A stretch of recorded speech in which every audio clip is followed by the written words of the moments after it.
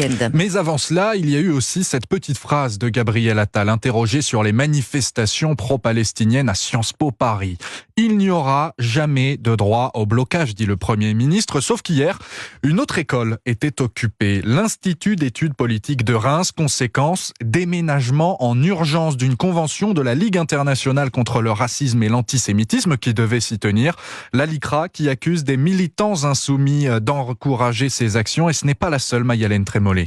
Oui, c'est sous les encouragements des élus LFI que les étudiants se mobilisent. La candidate insoumise aux élections européennes, Rima Hassan, militante pro-palestinienne, appelait hier sur ses réseaux sociaux à une mobilisation étudiante réunissant tous les IEP de France.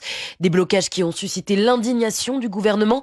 Le Premier ministre Gabriel Attal affirmait ainsi hier que la vigilance serait totale dans les jours à venir. J'ai eu l'occasion, vous vous en souvenez, il y a quelques semaines, de me rendre à Sciences Po pour dénoncer les dérives d'une minorité agissante et dangereuse qui veut imposer à la majorité des étudiants, aux enseignants, une idéologie venue d'outre-Atlantique, essayer de perturber le bon fonctionnement de cette école. Nous ne transigerons jamais sur le respect des valeurs de la République. De son côté, la ministre de l'Enseignement supérieur, Sylvie Retailleau, a condamné l'irresponsabilité de Rima Hassan, déclarant que le cynisme électoral n'excusait pas tout. Il faut dire que dans le cadre des élections européennes, ces révoltes font le jeu de la France insoumise qui cherche à transformer dans les universités la colère militante en bulletin de vote. Un calcul électoral qui s'inscrit dans la stratégie de Jean-Luc Mélenchon, alors que les insoumis ont fait de la cause palestinienne le sujet principal de leur campagne européenne.